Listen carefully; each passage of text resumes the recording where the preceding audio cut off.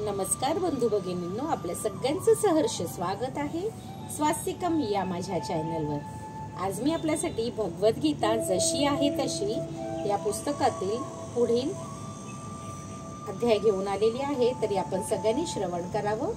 त्याआधी आपण पुष्प अर्पण करूया राधाकृष्णांना।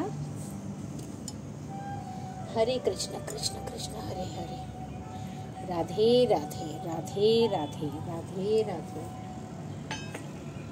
नैवेद्य अर्पण करते। हरे कृष्ण कृष्ण कृष्ण कृष्ण हरे हरे, राधे राधे राधे राधे राधे कृष्ण राधे कृष्ण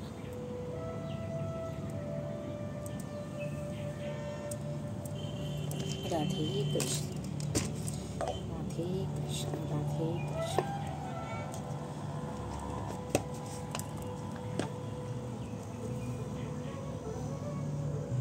राधे कृष्ण हरे कृष्ण कृष्ण कृष्ण हरे हरे, हरे राम राम राम हरे हरे, हरे कृष्ण कृष्ण कृष्ण हरे हरे, हरे राम राम राम हरे हरे, हरे कृष्ण कृष्ण कृष्ण हरे हरे, हरे राम राम राम हरे हरे, हरे कृष्ण कृष्ण कृष्ण हरे हरे, हरे राम राम राम हरे हरे, हरे कृष्ण कृष्ण कृष्ण हरे हरे, हरे राम राम राम हरे हरे, हरे कृष्ण कृष्ण कृष्ण हरे हरे, हरे राम राम राम हरे हरे, हरे कृष्ण कृष्ण कृष्ण हरे हरे, हरे राम राम राम हरे हरे, हरे कृष्ण कृष्ण कृष्ण हरे हरे, हरे राम राम राम हरे हरे, हरे कृष्ण कृष्ण कृष्ण राधे कृष्ण राधे कृष्ण राधे कृष्ण राधे कृष्ण राधे कृष्ण राधे कृष्ण राधे कृष्ण राधे कृष्ण।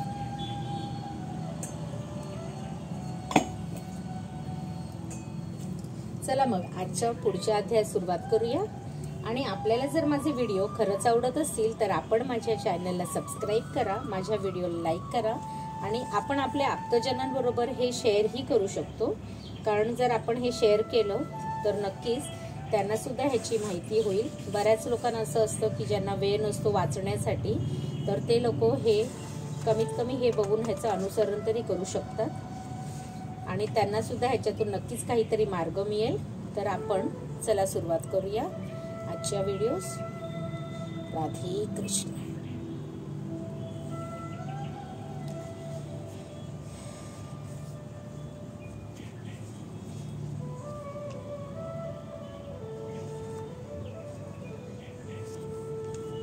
श्री गणेशाय नमः, श्री सरस्वतीभ्यो नमः। उपाद्घात।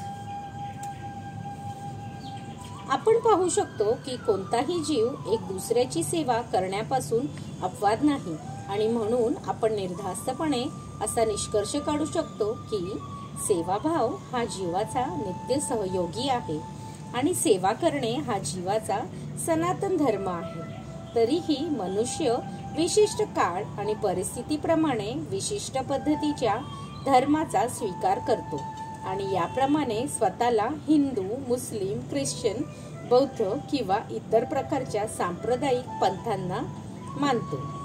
अशा ह्या उपाधी म्हणजे सनातन धर्म नव्हे। एखादा हिंदू आपली श्रद्धा बदलून मुस्लिम किंवा एखादा मुस्लिम हिंदू म्हणून ख्रिश्चन स्वतःची श्रद्धा बदलून काहीही बनू शकतो इत्यादी। परंतु कोणत्याही परिस्थितीत धार्मिक श्रद्धा बदलायचे जीवाचा इतरांची सेवा करण्याचा हा शाश्वत गुणधर्म बदलूच शकत नाही।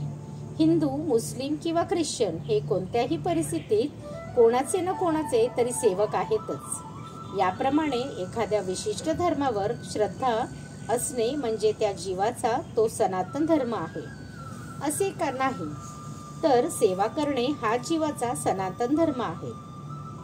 खरं तर आपण सेवाभावामध्येच भगवंतांशी संबंधित आहोत। भगवंत सर्वश्रेष्ठ भोक्ता आहे आणि आपण जीव त्यांचे सेवक आहोत। आपली निर्मिती ही त्यांच्या भोगासाठी झाली आहे आणि जर आपण भगवंतांच्या शाश्वत आनंदामध्ये सहभागी झालो तरच आपण आनंदी होऊ शकतो। याखेरीज आपण आनंदी होऊ शकत नाही। ज्याप्रमाणे शरीराचा कोणताही अवयव उदराशी सहकार्य केल्याशिवाय आनंदी होऊ शकत नाही, त्याप्रमाणे स्वतंत्रपणे कोणीच आनंद प्राप्ती करू शकत नाही। जीवाला भगवंतांची दिव्य प्रेममयी सेवा केल्या वाचून आनंद होणे शक्यच नाही। भगवद्गीतेमध्ये 7:20 देवदेवतांची सेवा किंवा पूजा करण्यास मान्यता नाही। कामैस्तै सैर्यः ज्ञानः प्रपद्यन्त देवताः तम तम नियमास्य प्रकृत्या नियताः स्वयाः। ज्यांची बुद्धिमत्ता भौतिक विषयांवासनायुक्त इच्छांनी हिरावून घेतली आहे ते देवतांना शरण जातात आणि स्वतःच्या मताप्रमाणे विशिष्ट विधिविधानाचे पालन करतात। या ठिकाणी स्पष्टपणे सांगण्यात आले आहे की भौतिक इच्छांनी प्रेरित झालेले लोक भगवान श्रीकृष्णांची पूजा न करता देवतांची पूजा करतात। जेव्हा आम्ही कृष्ण नावाचा उल्लेख करतो तेव्हा ते नाव कोणत्याही संप्रदायाला उद्देशून म्हणत नाही। कृष्ण म्हणजे सर्वोच्च आनंदाचे भांडार किंवा आनंद सरोवर होय आणि याची पुष्टी शास्त्राने केली आहे। आपण सर्वजण आनंद प्राप्तीसाठी धडपडत असतो। आनंदमय अभ्यासात भगवंताप्रमाणे जीव हे चेतनायुक्त आहेत, पण ते आनंदाच्या शोधात आहेत। भगवंत हे नित्य आनंदीच आहेत आणि जर जीवांनी त्यांचा संग केला तर जीव सुद्धा आनंदी होतात। अशा मर्त जगामध्ये वृंदावनातील आनंदमयी लीला दाखविण्यासाठीच भगवंत अवतार घेतात। भगवान श्री कृष्ण ज्यावेळी वृंदावनामध्ये होते त्यावेळी त्यांनी आपले गोपमित्र गोपिका वृंदावनातील निवासी आणि गायी यांच्याबरोबर ज्या लीला केल्या त्या पूर्ण आनंदमयी होत्या। वृंदावनातील सर्व निवासी श्रीकृष्णाशिवाय इतर काही जाणतच नव्हते। इतकेच नव्हे तर भगवान श्रीकृष्णांनी आपले पिता नंद महाराज यांना इंद्रदेवाची पूजा करण्यापासून देखील पुढच्या पानावरती श्रीमद एसी भक्ती वेदांत स्वामी प्रभुपाद यांचं चित्र आहे। कृष्ण कृपामूर्ती आंतरराष्ट्रीय कृष्ण भावनामृत संघाचे संस्था कार्याचार्य आणि संपूर्ण विश्वात वैदिक ज्ञानांचे अद्वितीय प्रचारक आहेत। हे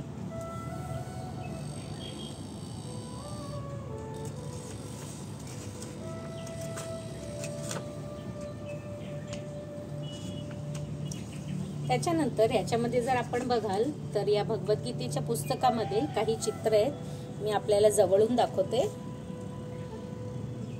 हे आहेत श्रील जगन्नाथ दास बाबाजी महाराज, श्रील भक्ती विनोद ठाकूर। हे आहेत श्रील भक्ती सिद्धांत सरस्वती गोस्वामी महाराज। हे आहेत श्री गौरी किशोर दास बाबाजी महाराज।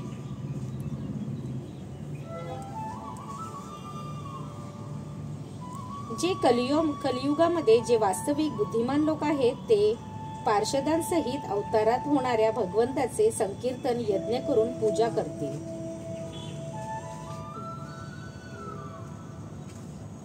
धृतराष्ट्र म्हणाला, हे संजय, कुरुक्षेत्र या पवित्र धर्मक्षेत्रावर, हा आहे धृतराष्ट्रांचा फोटो।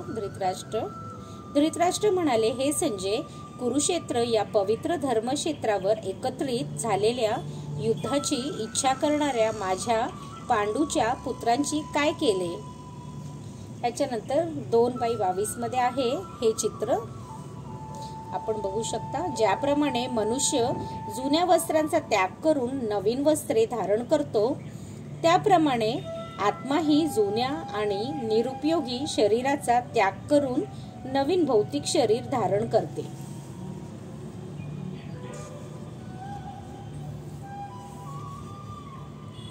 भौतिक देह तिसरा आहे। ह्याच्यानंतर भौतिक देहारूपी रथामध्ये जीव हा स्वार आहे आणि बुद्धी ही त्याची सारथी आहे। मन हे लगाम आहे आणि इंद्रिय घोडे आहेत। याप्रमाणे जीव हा मन आणि इंद्रियांच्या सहवासात सुख किंवा दुःख उपभोगतो। यानंतर हे चित्र आहे,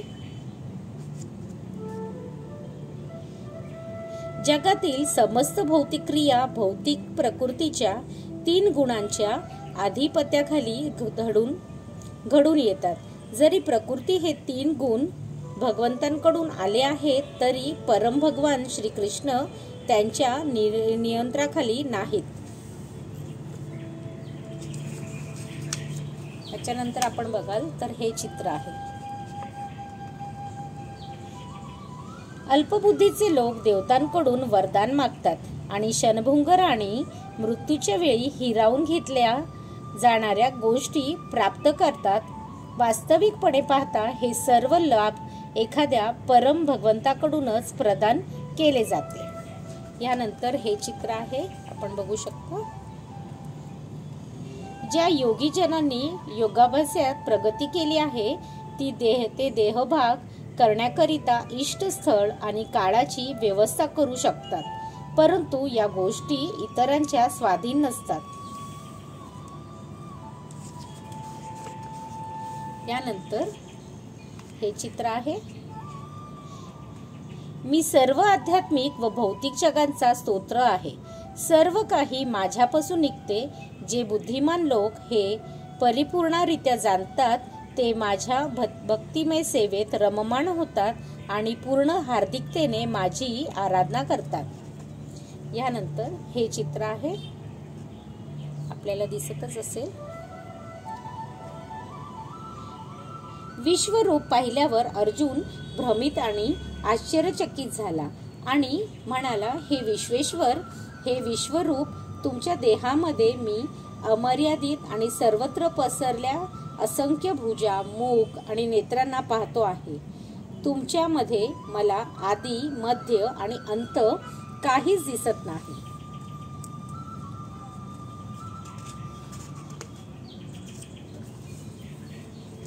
यानंतर हे एक सुंदर चित्र आहे राधाकृष्णाचं, ते सुंदर आहे वृंदावनाचं। भौतिक संसाररूपी वृक्ष हा आध्यात्मिक संसाररूपी खऱ्या वृक्षाचे फक्त प्रतिबिंब मात्र आहे। या भौतिक संसाररूपी वृक्षात आसक्त असणाऱ्या माणसाला मोक्ष मिळत नाही, परंतु ज्या मनुष्याला आध्यात्मिक संसाररूपी वृक्षाची जाण असते तो आत्मोन्नती करू शकतो। यानंतर हे चित्र आहे, मूल्याच्या वेळी जीवात्मा ज्या भावनेत असतो, मृत्यूच्या वेळी जीवात्मा ज्या भावनेत असतो तीच भावना त्याला पुढील शरीरात घेऊन जाते।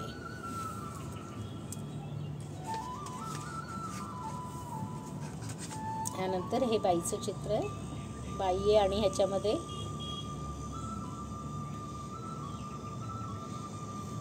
जर जीवात्म्याचे आपली भावना एखाद्या जनावरासारखी केली असेल तर त्याला जनावराचे शरीर मिळणार हे निश्चितच आहे। यानंतर हे चित्र आहे, मी प्रत्येकाच्या हृदयात स्थित आहे आणि माझ्यापासून स्मृती ज्ञान विस्मृत होतात। सर्व वेदांद्वारे जाणण्यायोगे मीच आहे। निसंदेह मी वेदांताचा संकलक आहे आणि वेदांचा ज्ञाताही मीच आहे।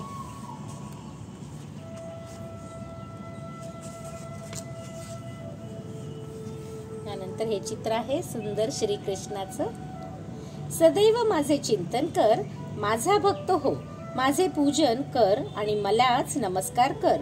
याप्रमाणे निश्चितपणे तू मला प्राप्त होशील। मी तुला हे प्रतिज्ञेने सांगतो, कारण तू माझा अत्यंत प्रिय सखा आहेस। खूपच सुंदर चित्र आहे त्याच्यामध्ये।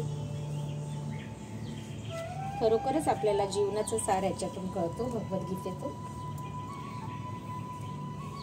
परावृत केले कारण त्यांना ही वस्तुस्थिती दाखवून द्यायची होती की लोकांनी कोणत्याही देवताची पूजा करण्याची गरज नाही। त्यांनी भगवंताचीच पूजा करणे आवश्यक आहे, कारण त्यांचे अंतिम ध्येय भगवत धामास जाणे हेच आहे। भगवान श्रीकृष्णाच्या धामाबद्दल भगवतीमधील 15व्या अध्यायात 6व्या श्लोकामध्ये वर्णन आले आहे की न तद भासयते सूर्य न शशांको न पावकः यद्गत्वा न निर्वन्ते तद्धाम परमः मम. माझ्या परमधामाला सूर्य, चंद्र, अग्नी किंवा विद्युत शक्ती हे प्रकाशित करीत नाही. जे या परमधामात प्रवेश करतात ते पुन्हा कधीच या भौतिक जगामध्ये परत येत नाही. आपली संकल्पना भौतिक आहे आणि आकाशाचा विचार आपण सूर्य, चंद्र, तारे इत्यादींच्या संबंधात करतो. पण या श्लोकामध्ये भगवंत सांगतात की शाश्वत आकाशामध्ये चंद्र, सूर्य किंवा अग्नीची गरज नाही, कारण आध्यात्मिक जग भगवंतांच्या पासून निघणारे दिव्य किरणांमुळे म्हणजेच ब्रह्मज्योतीमुळे प्रकाशित झाले आहे. आपण महाप्रयत्नाने इतर ग्रहांवर जाण्याचा प्रयत्न करीत आहोत, परंतु या इतके भगवंताचे परमधामाला जाणे अवघड नाही. या परमधामाला गोलोक असे म्हटले आहे. ब्रह्मसंहितेमध्ये याचे अत्यंत सुंदर वर्णन करण्यात आले आहे.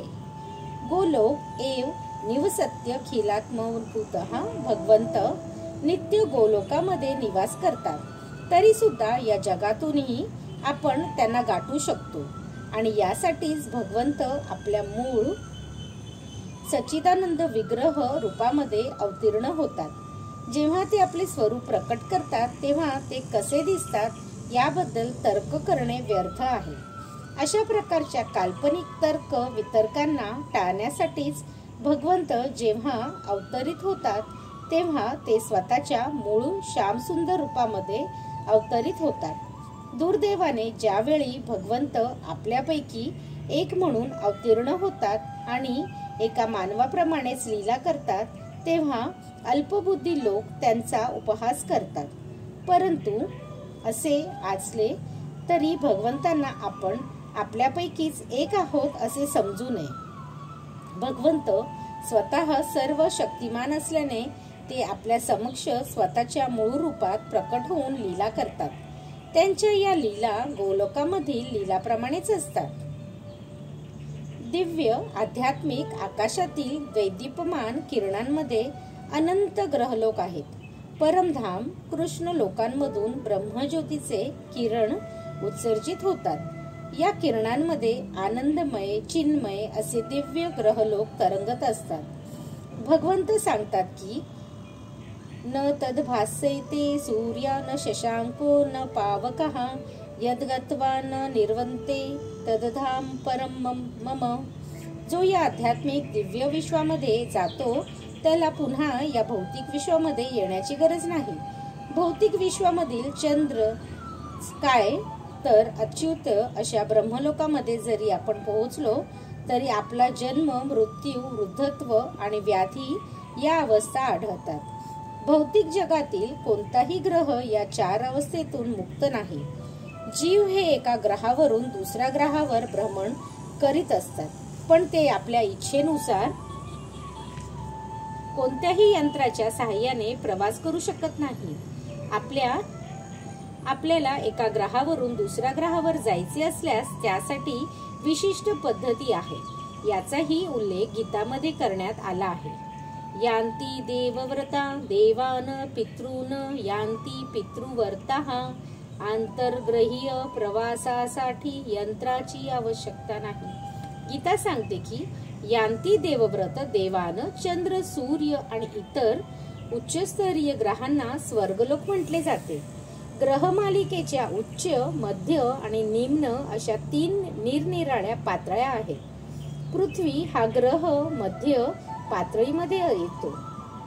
भगवद्गीता आपल्याला कोणत्याही उच्चतर ग्रहावर देवलोक अत्यंत सहजपणे कसे जावे याबद्दल सांगते की यांती देवव्रता देवान. एखाद्याने विशिष्ट ग्रहावरील विशिष्ट अशा देवतेची उपासना करावी आणि याप्रमाणे चंद्र, सूर्य किंवा इतर कोणत्याही उच्चतर ग्रहाची प्राप्ती करावी. तरी पण भगवद्गीता आपल्या भौतिक जगातील कोणत्याही ग्रहावर जाण्याचा सल्ला देत नाही. कारण जरी भौतिक जगातील अत्युच्च अशा ब्रह्मलोकामध्ये आपण कोणत्याही यांत्रिक साधनाच्या सहाय्याने 40,000 वर्षाचा प्रवास आणि इतका दीर्घकाळ जगतो तरी कोण करून गेलो तरी आपल्याला जन्म, मृत्यू, जरा आणि व्याधी हे भौतिक ताप आढळतातच. परंतु जो सर्वोच्च अशा कृष्णलोकी किंवा आध्यात्मिक विश्वातील इतर कोणत्याही ग्रहलोकाची प्राप्ती करतो त्याला हे भौतिक ताप त्या ठिकाणी आढळणार नाहीत. आध्यात्मिक विश्वातील इतर ग्रहलोकांमध्ये जो सर्वोच्च लोक आहे त्याला गोलोक, वृंदावन म्हटले जाते व ते हे आदिपुरुष भगवान श्री कृष्ण यांचे मूळ निवासस्थान आहे. हे सर्व ज्ञान भगवद्गीतेमध्ये देण्यात आले आहे आणि यातील उपदेशाद्वारे आपण या भौतिक जगातून सुटून खऱ्या आनंदमयी अशा आध्यात्मिक विश्वातील जीवनाला सुरुवात कशी करावी याची माहिती देण्यात आली आहे. भगवद्गीतेतील 15व्या अध्यायामध्ये भौतिक जगाचे वास्तविक वर्णन करण्यात आले आहे. त्या ठिकाणी भगवंत सांगतात की उद्धर्व मूलमधम शाखमश्वत्थम प्राहुर्वयम छंदासी यस्य पर्णानि यस्तम वेदस वेदवित. या ठिकाणी भौतिक जगाची तुलना एका वृक्षाशी केली आहे. त्याची मुळे वर आणि शाखा खाली आहे. आपल्याला मुळे वर असणाऱ्या वृक्षाचा अनुभव आहे. जर मनुष्य नदी तीरावर किंवा तलावाच्या तीरावर उभा राहिला तर पाण्यामध्ये प्रतिबिंबित झालेला वृक्ष त्याला उलटा दिसेल. अशा वृक्षाच्या फांद्या खाली तर मुळे वर दिसतील. याचप्रमाणे भौतिक जगत सत्याची छाया आहे. छायेमध्ये सत्यता आणि वास्तविकता नसते, पण छायेवरून आपल्याला सत्याच्या आणि वास्तविकतेच्या अस्तित्वाची जाणीव होऊ शकते. वाळवंटामध्ये पाणी नसते, पण मृगजळावरून आपल्याला पाणी नावाची गोष्ट अस्तित्वात आहे याची जाण होते. भौतिक जगामध्ये पाण्याचा अभाव आहे, आनंदाचा अभाव आहे, पण पाणीरूपी वास्तविक आनंद हा आध्यात्मिक जगामध्येच आहे. भगवंत आपल्याला वैकुंठ जगताची प्राप्ती पुढील पद्धतीने करून घेण्याची सुचवितात. निर्माण मोहा जितसंग दोषा अध्यात्मनित्या विनिवृत्त कामहा द्वंद्वैर्वीर मुक्ताः सुख दुःख संगेर्ज मुढा पदमव्यव तत. पदम अव्यव किंवा शाश्वत जगताची प्राप्ती फक्त जो निर्माण मोह आहे तोच करू शकतो. याचा अर्थ काय आहे? आपण सर्वजण विविध उपाधींच्या मागे लागलो आहोत. आपण सर्वजण विविध उपाधीच्या मागे लागलो आहोत. कुणाला साहेब बनायचे आहे, कुणाला मालक बनायचे आहे, कुणाला अध्यक्ष तर कोणाला श्रीमंत, तर कोणाला राजा आणि कोणाला काय बनायची इच्छा असते. जोपर्यंत आपण या उपाधीवर च्या स्तरावर लागू पडतात, पण आपण म्हणजे हे शरीर नाही हे जाणून घेणे ही आध्यात्मिक साक्षात्काराची पहिली पायरी आहे. आपण भौतिक प्रकृतीच्या 3 गुणांच्या संसर्गात आहोत, पण भगवत भक्तीद्वारे आपण यातून अनासक्त झाले पाहिजे. जर आपण भगवत भक्तीमध्ये आसक्त झालो नाही तर आपण भौतिक प्रकृतीच्या 3 गुणांपासून अनासक्त राहूच शकत नाही. उपाधी आणि आसक्ती ही आपल्यातील कामवासना आणि भौतिक प्रकृतीवर प्रभुत्व गाजविण्याची इच्छामुळेच असते. जोपर्यंत आपण भौतिक प्रकृतीवर स्वामित्व गाजविण्याच्या इच्छेचा त्याग करीत नाही तोपर्यंत सनातन धाम किंवा भगवत धामामध्ये आपण प्रवेश करूच शकत नाही. प्रश्नच उद्भवत नाही.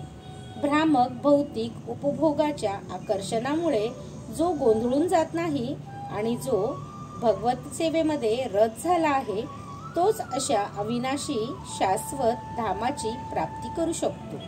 याप्रमाणे स्थित झालेल्या सहजपणे परमधामाची प्राप्ती करू शकतो. भगवद्गीतेमध्ये अन्यत्र सांगण्यात आले आहे की अव्यक्त म्हणजे प्रकट न झालेला. आपल्याला संपूर्ण भौतिक जगानेचेही ज्ञान झाले नाही आणि इंद्रिये इतकी अपूर्ण आहेत की आपण या ब्रह्मांडातील सर्व तारे सुद्धा पाहू शकत नाही. वैदिक साहित्यामधून आपल्याला सर्व ग्रहांताबद्दल संपूर्ण माहिती प्राप्त होऊ शकते आणि यावर कोणाचा विश्वास असो अथवा नसो, सर्व महत्त्वपूर्ण ग्रहांचे वर्णन वेदामध्ये आध्यात्मिक जगताचे वर्णन अव्यक्त किंवा अप्रकट म्हणून करण्यात आले आहे. एखाद्याने अशा परमधामाची प्राप्ती करण्यासाठी प्रयत्न केला पाहिजे, कारण जो कोणी त्या धामाची प्राप्ती करतो त्याला पुन्हा या भौतिक जगात परतावे लागत नाही. यानंतर एखाद्याला अशा भगवत धामाची प्राप्ती कशी करावी असा प्रश्न पडेल, तर याबद्दल माहिती 8व्या अध्यायात देण्यात आली आहे. आयुष्याच्या शेवटी जो कोणी माझे स्मरण करीत देहत्याग करतो तो तात्काळ माझ्या